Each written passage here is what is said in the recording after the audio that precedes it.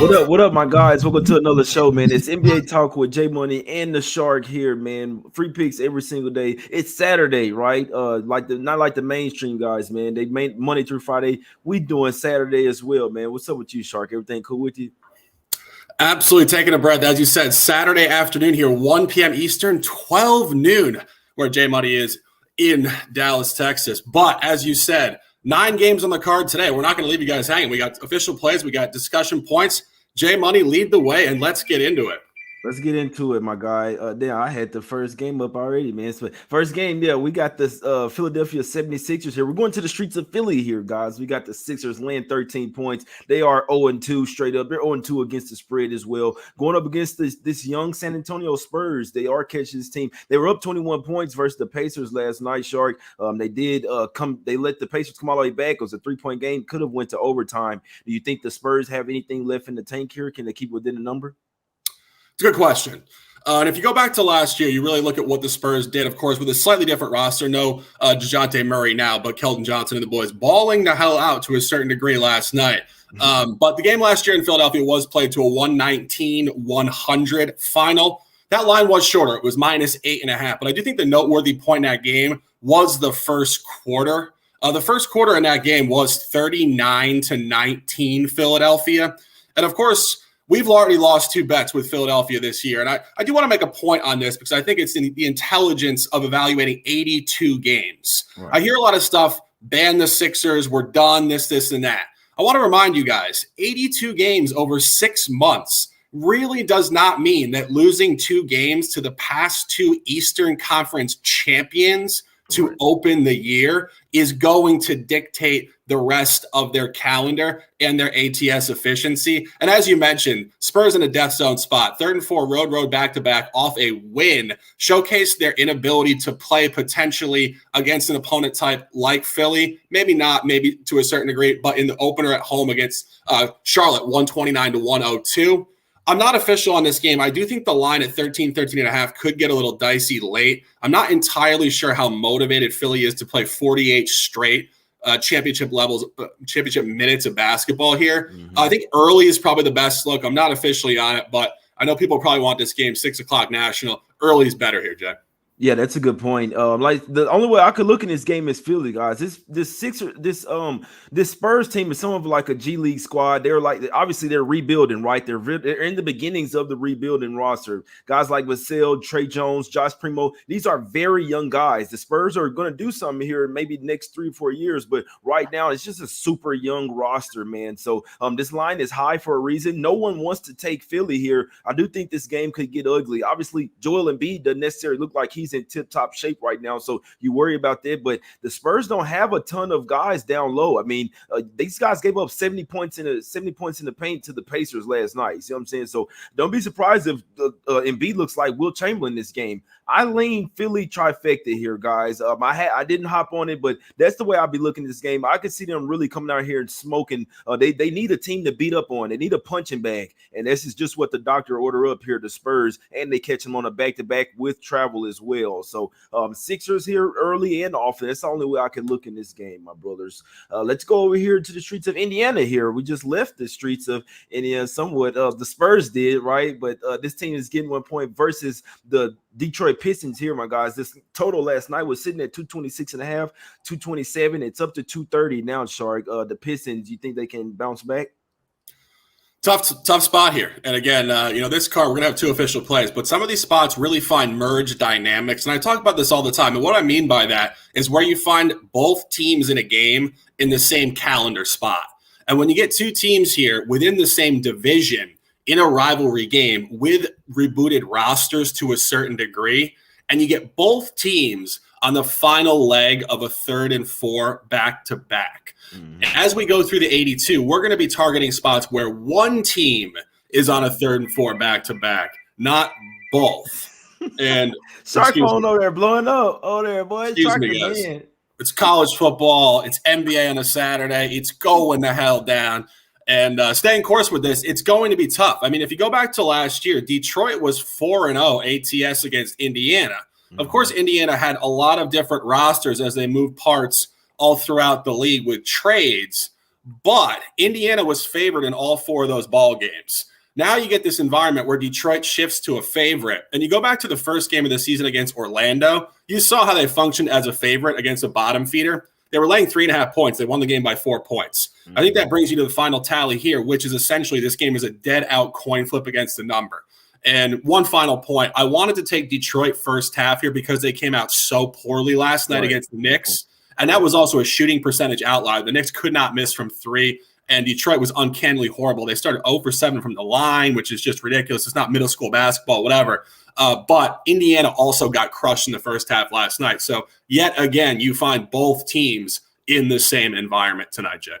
Yeah, that's a good point there, man. I still lean Pistons here. This is the team that's coming off getting their ass kicked. The Pistons had to exert a lot of energy as well. They almost came back and got the job done versus the Spurs. This team was playing really great defense. I mean, that's the Pacers though, right? They played no defense at all. But then when you want to try to ramp it up at the end of the game, they were playing some good defense. Part of that was on the Spurs as well. Offense not being just kind of letting the game go. But I'm super down on this Pacers team right now. I do think this is going to be the top teams that's tanking. Carlisle is not really a hold on this group, if you ask me. They have some really good young guys, Benedict Mathurin, and it's crazy, Shark. You said they have moving pieces all over. They still have moving pieces. They had to start a new lineup in the second half of yesterday's game, had to get Benedict Mathurin in there starting the game. So you take him off that bench, the bench gets even horrible for the Pacers there. But I do like them starting Halliburton, Mathurin, and Duarte together. Obviously, they're down still Miles Turner. So without Turner, guys, this team has no presence in the paint. Obviously, the Pistons don't have a ton of big guys as well, Sharp. But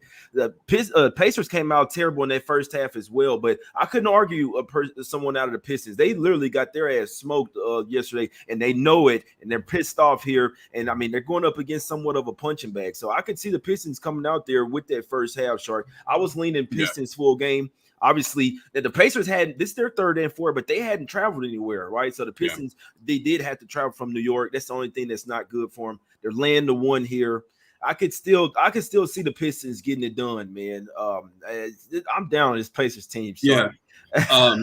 Yeah. Just one more comment here as we're discussing on a beautiful Saturday afternoon here. I would lean Pistons too, and I think the one differentiating point you mentioned, as I said, most things were the same in this game. The one differentiating point is the fact that Detroit got so absolutely hammered last night. They didn't exert a lot of physical and emotional energy in that game. That game was over at halftime. They just cruised it out in the second half. So they're going to be more fresh tonight, whereas Indiana played 4 quarters and the game was really tight down the stretch. So I do think this does lean to Detroit for that reason. And, of course, line functionality does suggest Detroit as a favorite for the first time in the last 5 matchups. The line is also on Detroit here. So free play for me, definitely on Detroit. No, that's fact. That's facts right there, man. Yeah, definitely. Yeah, maybe the Pistons first half as well, man. Maybe we just talking some shit out here, man. Let's go over here to the streets of Orlando here, man. We got the Magic getting 9 points here, my guys, versus the Boston Celtics. Celtics with a really great game last night. Obviously they're going up against somewhat of a bottom feeder here. Now Suggs won't play for the Magic, guys, so they have a lot of moving parts with their guards going on. Cole Anthony came back last night. He had a great game, but then Suggs left the game. This guy is somewhat injury prone right now, Sharp. But Magic home opener getting 9 points. Do the Celtics continue to assert their dominance here in the fast break, my guy? I don't know. I think this is going to be a tough game. And, I made a couple comments going back just in the early going here, game 1, 2, and 3. Some teams are just quickly showcasing how sharply graded they are against the spread. And one that comes directly to mind is Orlando. I mean, you look at Orlando, this is 2 straight games where they had 1 bucket outcomes versus the spread. I don't expect tonight to be much different. I think this 9, it was at 7.5. It steamed up to 9. I really think this is going to be an absolute gamble down the stretch. I mean, you mentioned Boston, obviously, in a theoretical letdown spot, but, we said it last night. Theoretically, Miami should have turned up against them. Right. And I've said this, I said it yesterday and I said it all last year, and I'll continue to say it. Boston is very hard to figure out in the regular season. They do things that just completely go against conventional wisdom of travel, fatigue, motivation. It's just the opposite. So, I mean, theoretically, tonight they should lay down. They'll probably win this game by 25 points. And, we talked about essentially the disruption of Ime Udoka not being there, and we questioned if Jason Tatum and Jaylen Brown would be able to rally the troops. I mean, through 2 games, I mean, I'm looking at Michael Jordan and Scottie Pippen here. Like, this is ridiculous. This is turned the hell up. So, I mean, I don't know if this is going to stop anytime soon. Yeah, that's a good point there, man. Maybe Celtics team total over. These guys are running and gunning. Could possibly see a Horford rest here. Not saying that it'll mess with their chemistry or anything, but could possibly see them rest, especially with Suggs out. They know that they can beat the Magic even without Horford. There's been some talk of them possibly resting a couple backs-to-back, just trying to keep them fresh there. So I wouldn't be surprised if Brogdon and Horford sat this game out and they still go and get the win, my guys. But yeah, Brown and Tatum, they should really be able to do whatever they want in this game. Celtics team total is the way that they're letting these teams run the fast breaks now. With fast teams like the Celtics, you can't do the take foul. They're going to just smoke you in the fast break points, my guys. So maybe Celtics team total overs will be a thing until the books catch up with it. Let's go over here up the street here to the streets of down the street to the streets of Miami here, man. South Beach, man. We got the Heat laying 2.5 versus the Raptors. Heat, tough team to figure out here. This is another team. They started out 0-2 straight up and against the spread. Hadn't traveled anywhere. So the Raptors obviously coming off a tough loss versus the Nets. There was a real up and down type of game. They have the lead, then they don't have it. It was a real up and down roller coaster type of game in that one. Then they end up taking the L, Shark. What do you think about this one, my brother? Again, really hard to figure out. And again, one of the points that just seems to be fairly noteworthy on this card is two teams both on a 3rd and 4 back-to-back. Both teams here in a fatigue spot and a travel spot for Toronto, obviously. Miami's sitting in their home gym. But, Miami, I guess, to this point, we have not really had a good mental grip on what they're doing here. And if they're going to be able to turn it up early season. Of course, they made a deep playoff run last year. And, this goes one of, 10 different directions for a team that goes that deep. And some teams just come out and can't find it for a period of time. And, I mean, you remember the last time they went to the finals, actually, in the bubble against LeBron James. The following season, they came out and they were terrible. You remember this in the regular season, in the first 2 months. So, of course, this is different. It's not COVID. It's not no fans. It's not weird scheduling. But, this is a similar group. It's the same core pieces. You got to remember that. The last time they had a deep playoff run, the following regular season, they were very flat. And they were not just flat for 2 ball games. They were flat for the first half of the year. Right. So I think this could sustain. If you go back to last year, this line isn't really giving you any sort of detail or transparency. The 4 regular season games last year, I'll just read them off real quick just to showcase how tight this might be. 104-99 Miami, 5-point win. 124-120 Toronto, 4-point win. 110-106 Toronto, 4-point win. And 114-109 Miami, 5-point win. 5-5-4-4. And your line is 3. I mean, it's a gamble spot. Both teams in fatigue. It's tough to figure out here, Jay. Yeah. It's tough, bro. The Heat team is tough to figure out. Obviously, they're taking a step back. They're missing PJ Tucker, man. Their offense is somewhat. I'm not sure. Maybe they need to still bring Hero off the bench. They're missing a 4 spot. This team has to sign Jay Crowder here pretty soon, guys. They have to try to get a Crowder in there. Another 3-and-D type of guy. Helped them out with the shooting. Well, I mean, he's not the greatest shooter, but definitely helped them out with some defense. This team they got to do something, man. But it's hard to see them start out 0-3. We like the Raptors team as well, but it's so tough because the Raptors, obviously, they're a bye team as well. They're coming off a loss. They do have to travel.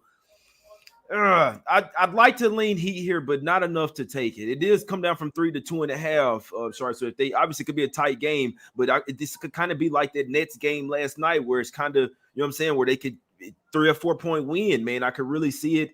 It's a tough one, man. The Heat has to make a trade. They got to do something, man. Tyler Hero, I still think he's food on defense, man. So the Raptors have the defense. I always say, do they have enough offense, though, to stay in here? Scotty Barnes starting to make some shots. This is Precious Achiuwa going up against his old squad, but I still worry about the offense overall for the Raptors. If Van Fleet is hitting his shots, they could get blown out, man. They could. So when are the Heat gonna step up, right? But yeah, they definitely showed something that they didn't really have a better effort there last night, Sharp. But just one more point. I'm talking about how tight Toronto versus Miami was last year across 4 matchups. Just zoom into this year. I just said it about Orlando being right on the number both games. Look at Toronto. I mean, this is ridiculous. Cleveland game. They're laying 2.5 points. They win the game by 3, 108-105. Last night, they're a 3-point dog. They lose the game 109-105, a 4-point dog. This game is like literally like I always say, like we should go play casino dice or something when it gets this sharp. Like this game is like literally a 1 bucket line. It's just incredibly sharp. That's a good point. And it's the first. And you know what? Well, one thing we could do, guys, let's watch this game, learn something. These two teams play again in 2 days on Monday. I mean, we'll likely be on the loser of that game. Just the likely be on the loser of today's game on Monday. It's not some automatic guarantee. We'll watch the game and learn, but let's see what happens in this one, and then maybe they could really set us up for some on Monday, my guys. That's what I'm gonna do. But I'd like to lean the Heat to avoid the 0-3 start all at the house as well. That's what I'd like to lean there. Then we take the Raptors on Monday. That's what I want to do, man. Hey, come on, let's do some shit here, man. All right, you're gonna get to some spots, Shark. All right, but we're going to the streets of Chicago here, man. We got the Bulls getting 1.5 points at the house. Total sitting at 220.5. Zach LaVine will be in this game, so they're going to have LaVine and DeRozan, basically whole squad, other than Lonzo Ball here, Shark. Cavs won't have Garland here, man. I wish, man, I love them to have Garland here. Just Donovan Mitchell. What if they double team Mitchell? You see what I'm saying? They kind of force the rest of the team to beat them. They still have LeVert, Mobley, and Allen, but be nice to have Garden out there, Sharp. But how you look at this game, my brother? Again, this is tough. I mean, really, it's not giving you anything here. I mean, you have to go back to last year. You find Cleveland on a 3x revenge game. And I talked about this last year. Within the Central is not so much zigzag between these teams. And it's not just Cleveland and Chicago. It's Chicago versus Milwaukee. It's Detroit getting involved. It's Cleveland versus whoever else, the Pacers. They just play the same game every time. And this is going back 2 or 3 seasons. It doesn't matter who's on the court. And it's the only division in the entire sport where these teams just seem to play the same game. And, it all started with Milwaukee going back and getting a line at like 10.5 every game, and every game being like between 12 and 15 points. But all these other teams do the same thing. And you go back to last year, it doesn't matter what the line is. Cleveland got them early season, which was a total anomaly, and they blew them out. Jay, you had that game. I remember it was the first game last year, Cleveland at home against Chicago. But then the last 3, Chicago got there on all 3 ATS and 3 outright wins. 2 of those were actually line functionality spots for Cleveland. Cleveland was favored in 2 out of those 3 games. So now Cleveland's favored again. They're 0-2 in their last 2 ball games ATS as a favorite against Chicago. And as you said, a lot of moving parts. No Darius Garland, Donovan Mitchell, only his second game with the franchise, and Chicago coming home off a 3rd-4 back-to-back scenario. But Zach LaVine has fresh legs, and they should be pissed off. This game is incredibly difficult stuff. Yeah, that's a good point there, man. I'd like to lean towards the Cavs here, man. This could be a game where Mitchell kind of takes the reins, like, you know what, I can run this team as well. He might play a little bit better without Garland out there, man. It could be, but I like them to have it. I like the size advantage. We'll always like the size advantage with the Cavs, guys. And it's one thing. These teams it's something like the Cavs and maybe the Pelicans this year. They're just going to play so much harder on defense than teams are used to. You see what I'm saying? They have the rest advantage here as well, so they have that in their advantage. First game with LaVine so far in the year could throw things off a little bit. They've been used to just playing with DeRozan. Obviously, it could help them, give them a boost, but it could obviously it's more moving parts for the Bulls as well. Home opener, they're coming off their game versus the Wizards last night. We'll travel back home. I'm leaning Cavs here, not enough to take it though. Charles right, it's definitely a toss-up type of game. That doesn't mean that you can't find the right side in this game, but it's definitely a gamble here, my guys. And like I say, if they had Garland, if it's full squad, I'm on Cavs here for sure. But without them having Garland and Mitchell just over there, the LeVert didn't necessarily have the greatest game, right? They double Mitchell, make the rest of the team beat them. The rest of the team isn't necessarily the offensive grade where they can just go and get their own bucket, if that makes sense, guys. So you're going up against LaVine and DeRozan. You need to have some guys that can go and get their own bucket.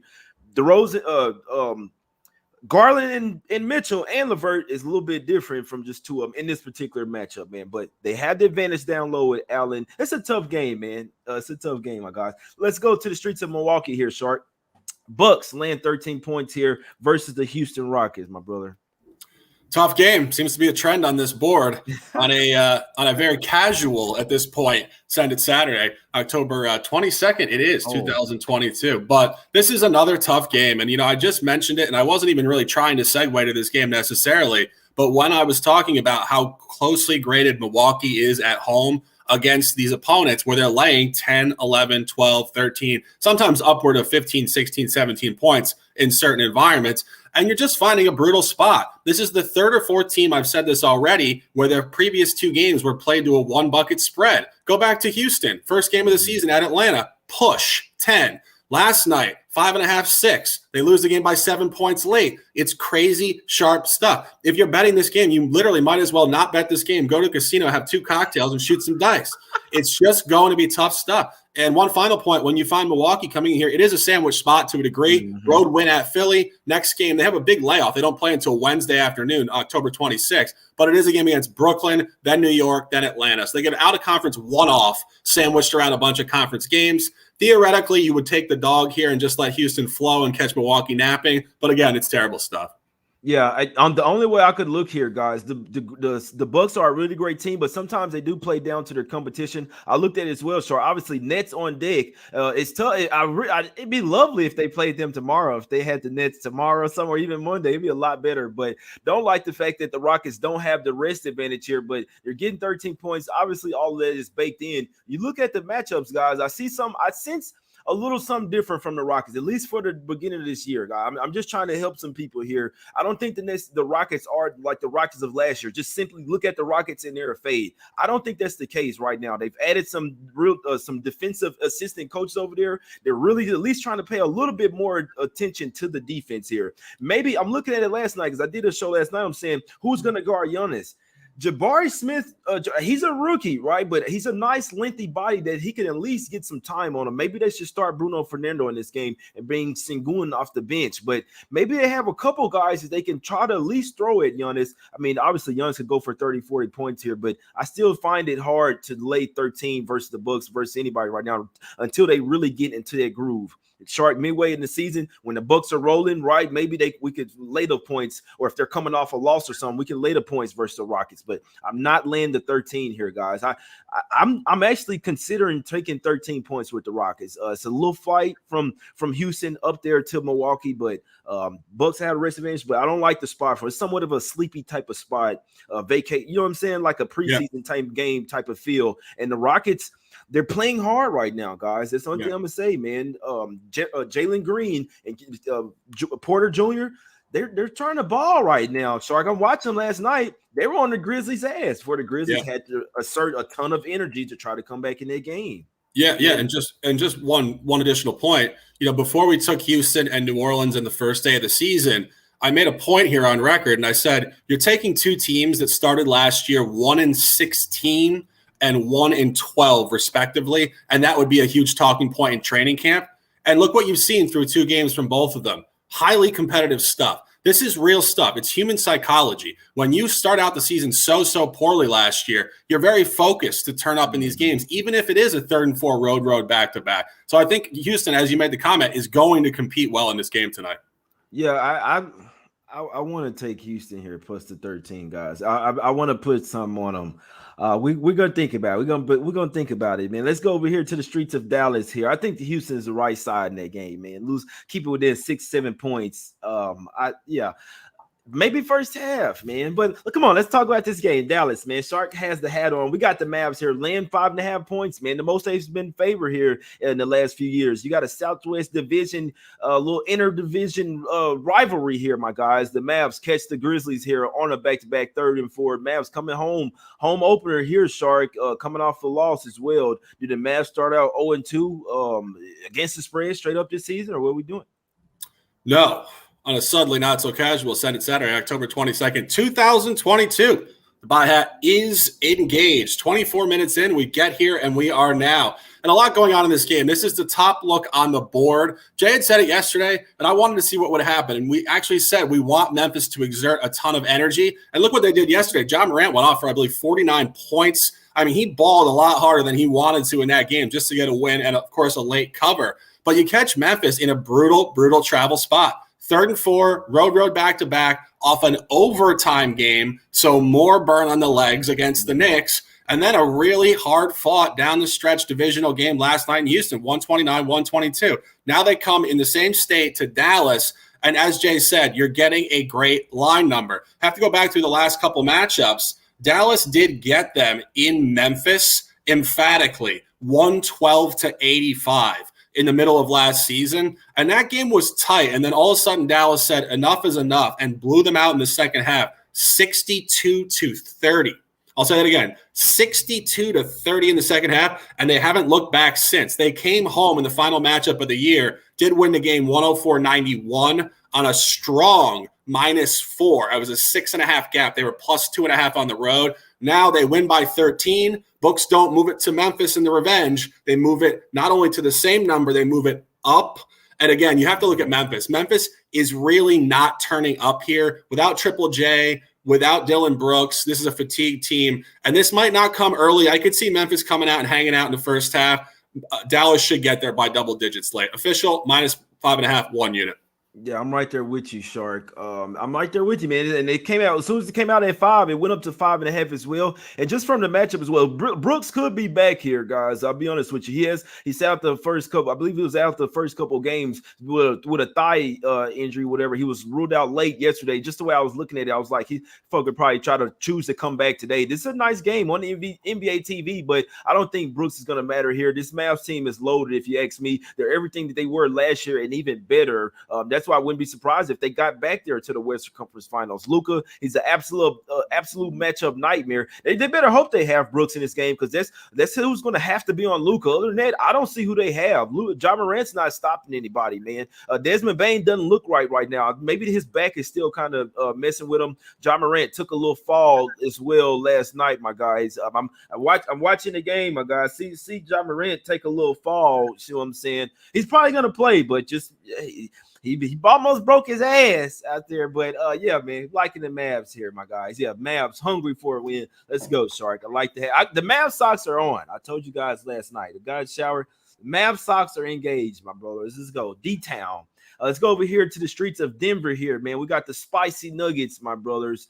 Man, the Nuggets took care of us last night. They did. I got the receipts on the people that told me I was crazy as well in the chat, man. But Thunder getting 8.5 points here in theory with the rest advantage, Shark. We're in the business of taking underdogs with the rest advantage. What we doing here? Like the Thunder here? I do. Buy hat is engaged. We're going to Denver. We're going to the road locker room. We're finding an environment that's more than just a fatigue spot for Denver. Let's talk about that first. Mm-hmm. Of course, last night, Jay nailed the game. Trifecta and money line. Denver to go into Golden State and play just an absolutely fantastic 48 minutes of basketball. But you go back to the previous game, home game against an uninspiring non-playoff team. What did they do against Utah? Lost outright, emphatically. Now you come back. Ultra trap spot, fatigue spot, mental letdown spot, 3rd and 4, road home back-to-back. And you find OKC here off a road cover at Minnesota in a similar environment where I think this sustains. I think this sustains early season, and then you can start to fade the Thunder maybe in January, February when they start to really crater, fatigue, tank, whatever you want to call it, or all three of those as they come together. But you have to go back to last year as well. Oklahoma City last year was 4-0 ATS against Denver.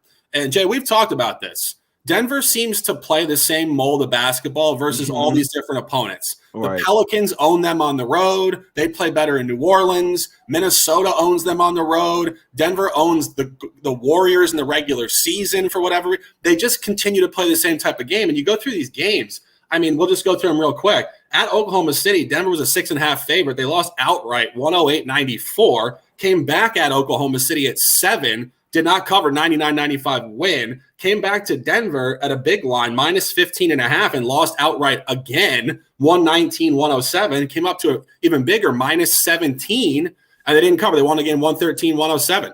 And again, it's all boxes checked. We're at +8.5. Buy hat is engaged on the road, 1 unit. I like it, and you have to like the situation as well. I was saying last night that it's just psychologically, man. I think there's something up to, like, when you have those playoff revenge spots early in the season. There's got to be something towards fading the teams the before and after game. That's a real get up spot, a circled on the calendar type of spot as well. Obviously, you can see it. The Nuggets really wanted their game last night. They were not fucking losing their game. You see what I'm saying? They made sure of that they wanted it, had it they came out with a purpose. Now, when you're facing another bottom team, it's tough to get up, especially the next night as well. Obviously, you're going to celebrate, not necessarily celebrate, but you're going to be happy that you came opportunity conquered, right? But it's real tough to get back on the plane and go home. And this is their home opener. I guess that's the only thing going good for them. But Jokic not really 100% right now. Obviously, Murray in and out of the lineup. Porter Jr. is not. They're not necessarily back to 100% yet, guys. Even though they're playing, the bench is not as strong right now. I can't believe the life of me while they're playing DeAndre Jordan. I'll keep saying that, my guys. But the Thunder can run and gun with them here. Obviously, you worry about the size. They don't have much size down low to protect the paint. But as far as Giddey, SGA, Dort, they can really keep this team in this game, man. And that's what the Nuggets do. They play down to their opponents. They have let down spots. They play up to the really good opponent. It's just what they do, my guys. So definitely couldn't talk to y'all Thunder. I would probably ride with my guy here in this one. We talked about it last night. I'm leaning that way. I'll ride with you. Let's go over here. Last game up, Shar. We're going to the streets of Sacramento here to get 3 points versus the Clippers. Clippers won't have Kawhi or John Wall, so they're kind of sort of back to the teams they were last year. When we think of it like that, maybe they function a little bit better here without Kawhi and John Wall. What do you think about that? Kings have started 0-1. They are improved this year, but Clippers are top tier, Shark. Yeah, and this is just a tough game to cap. As you said, a lot of moving parts. Kawhi Leonard came off the bench in the first game. Of course, some mainstream reporter, you had put this on Twitter, thought he was the first game since 2013, and we're laughing away at it and all this nonsense, just ridiculousness. But, you come on the road here, you're in a weird spot. They do have a front-end back-to-back, and they do get a national game against Phoenix tomorrow night down at crypto.com. Said I was going to say Staples, but we learn and we live. And so you get a sandwich spot, you get a look-ahead spot. But as you mentioned, they're resting a few guys. So you're going to revert back to last year, which is basically this professional unit, a lot of shooters. And this is the one thing we talked about all last year with this group. Without Kawhi Leonard, these guys are going to shoot a ton of threes. So they're either going to get hot or they're going to be cold, and it's going to probably determine the outcome of this game, and it could be very variant. This could be a 20-point win or this could be a 10-point loss. You do get a Sacramento revenge game. It is a short number. In the most recent matchup last year, Clippers did get them at home on an 11.5, 117-98. So when you win by margin on an 11.5, it comes all the way down to 3. This line is on Sacramento, and as you mentioned, off an outright loss in the opener, and the Clippers were right on the number. We did cover that, of course, very late. 5.5 did finish 103.97. I think 3 could be sharp numbers on Sacramento, but again, as you mentioned, without Kawhi, this group could just take on a very unique, enigmatic environment here. Exactly. Yeah. And the Kings, they have the Warriors tomorrow as well. So I think it'll be a little bit different if the Kings didn't have any look ahead, and the Clip, because I looked at it as well. They play the Suns tomorrow as well. Suns are somewhat in disarray, but it could definitely be somewhat of a look ahead. I'm sure that's a big game for the Clippers as well. But like I say, we know that the Kings, they're playing some defense now. They do have Keegan Murray tonight. I think the Kings, there will be somewhat of a bye team. I don't necessarily want to take a misfight. It's a tough game for me. Obviously, Clippers are the much deeper team, have a game tomorrow. Kings have Warriors on deck tomorrow, so you could argue both of them could be looking ahead to some opponents tomorrow. But I'm a fan of the teams that look at their games today, man. So I'll watch this game, learn something. Definitely type of toss-up type of game, man. Real quick, man, I want to talk about some shirts. You got a special promo code if you'd like to get a shirt, man. This may be one of the last opportunities to get a shirt, and why not get $10 off while you're at it, man? DM myself or Shark, jmoneyismoney.com, my guys. $10 off the shirts. Use promo code WIN10. Just put in WIN10 at the part where you use the promo code, and it's going to give you $10 off whatever's in your cart, my guys. So we appreciate everybody for showing some support, and let's get some cash. These good luck shirts, my guys. But now, Shark, get to some free picks. 608 people watching live. Please hit the like button, subscribe, and retweet as well, Shark, what you're liking on the card, my brother. Yeah, absolutely. We appreciate you guys tuning in on a Saturday afternoon. We know people are out doing a lot of stuff, having a hell of a day. It's a beautiful beginning of a great day. A lot of stuff going on here, multiple sports, playoff baseball, of course. Go Yankees. The fandom coming in here, my one team. But staying course. 2 top plays on this card. 9 words of lifestyle. Ride the wave, get out of the water. Buy hat engaged ×2. Dallas at home, continuing upward movement on a strong figure against a Memphis team that is showing lackluster quality to open the season on a 3rd and 4 back-to-back fatigue spot. -5.5, 1 unit. And the Thunder, just discussed, fading Denver in a really tough travel spot, lackluster spot. They left it on the table last night. They played a playoff game last night. That is hard to back up. And it's not only hard, they might be able to do it if they wanted to. I don't know if they're going to have the inspiration or the motivation to really show up here. And as we said, Oklahoma City really just plays well against this team for whatever reason. Plus 8.5, 1 unit. J Money, close them out and let's dominate. Yeah, I couldn't talk you off, man. Just like my guy Major Mills in the chat says, cop a shirt with the bookies monies, Phil. I mean, that's a good guy. Guy said I couldn't have said it even better, man. I mean, it's not your money. We cashing, you go get the cash out from the bookies and get a shirt with their cheddar, man. They're sponsoring everything. They're paying the rent. They're sponsoring everything, man. They're buying chains, my guys. But yeah, I'm good. Mavs -5.5, man. Official play, my guys. We got the college football picks posted over there on Twitter as well. Obviously did a couple of college football shows. I gave them out on the show last night. The show with yesterday as well with Dave Koken, my guys. So if you missed it, if you're not on Twitter, go back and check out the shows. Mavs -5.5. Let's cash it, man. We will win, my guys. Let's get some cash. We appreciate everybody for tuning in. Hit the like button. It's Us Against the Bookies, my guys. We're back tomorrow. We will win. We out. Let's fucking go.